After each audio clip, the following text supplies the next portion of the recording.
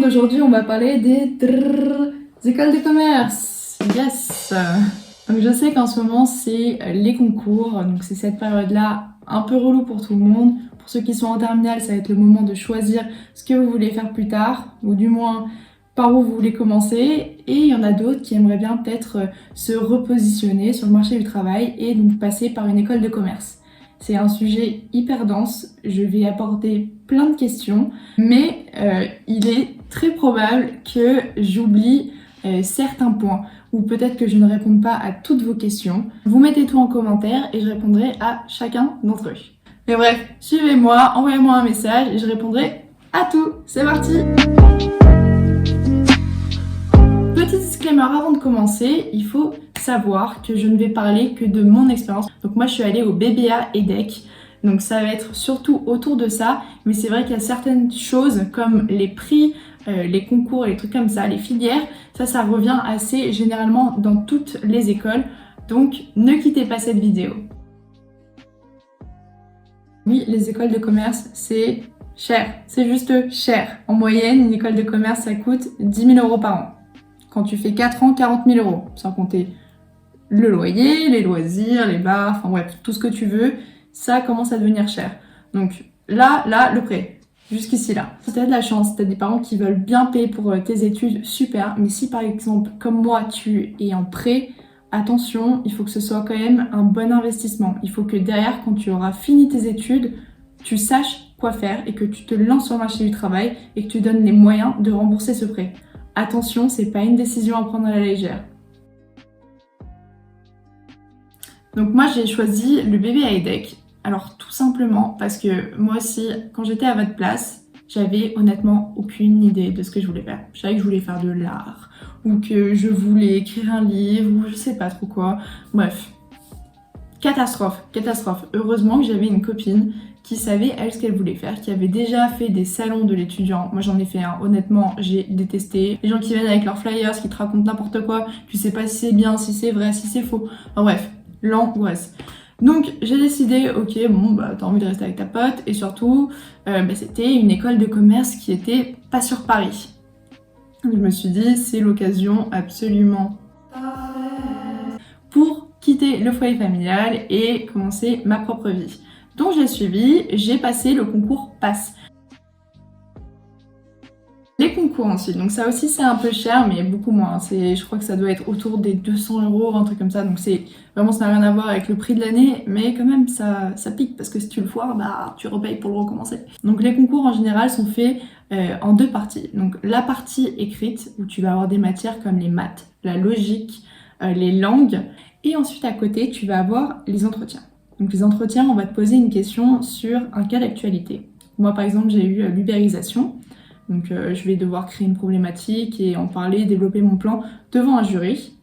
Et aussi à côté de ça, tu vas devoir te présenter. Donc attention, la présentation, c'est pas juste ton CV en mode salut, je m'appelle Lorraine, je suis née le 9 janvier, j'ai les yeux marrons, j'ai les cheveux marrons aussi et j'adore le hockey. Non, pas du tout.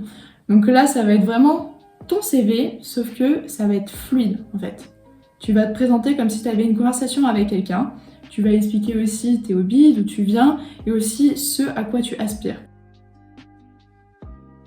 Attention, c'est un peu tricky pour certains des concours, certains sont un peu plus durs que d'autres.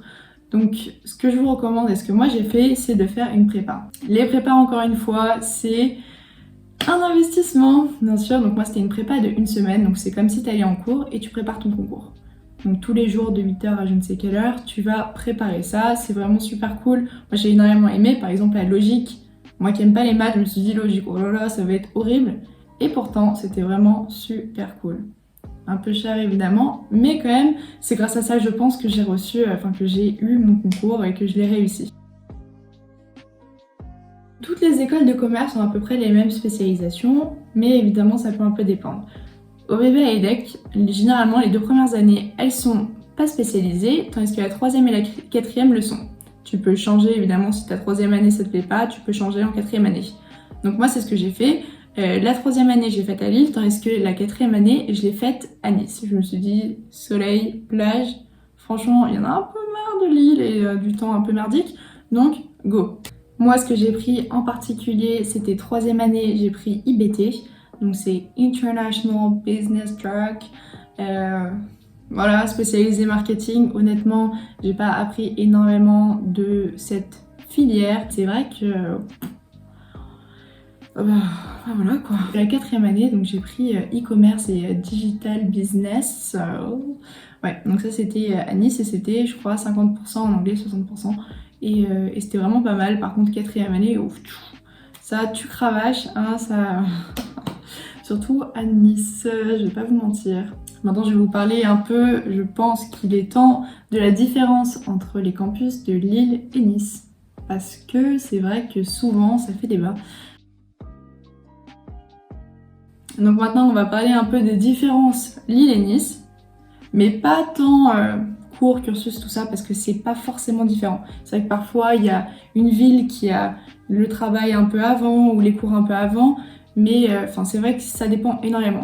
Et là, ce dont je vais parler, ça va être plutôt le côté associatif, le côté vie étudiante, qui, selon moi, était bien plus fort à Lille, et je vais vous expliquer pourquoi. À Lille, c'est vrai que dès la première année, tu es encouragé à avoir une asso. Donc l'asso, tu vas la garder 2 ans, si évidemment tu as envie de faire partie d'une asso, hein. Si t'as pas envie, y a personne qui te force. Moi, c'est ce que j'ai fait. Je suis restée donc 2 ans dans mon asso, et en même temps, je suis allée au BDE. Donc le BDE, c'est différent des assos. Tu postules en première année, donc avec les listes, tout ça. Je sais pas si ça existe encore, mais en tout cas, moi à mon époque, c'était avec des listes. Et ensuite, donc tu te fais élire. Et donc l'année où tu vas donc, pratiquer ton pouvoir de BDE, on va dire, bah, c'est en 2e année. C'est ce que j'ai fait. Tandis qu'à Nice, pardon, tu n'as pas forcément d'asso. Et si tu as une asso, tu commences un peu par toi-même, quoi. C'est toi qui prends les initiatives, c'est toi qui dois faire vivre le projet parce que l'administration est un peu moins présente par rapport aux assos. À Lille, c'est vrai qu'on avait énormément d'aide de l'administration était à fond. Enfin, vraiment, business is business. Tandis qu'à Nice, étant donné qu'il n'y a pas forcément d'asso, et que surtout, si tu as envie de payer une villa pour faire une soirée, c'est super cher. Le prix de l'alcool est aussi beaucoup plus cher à Nice.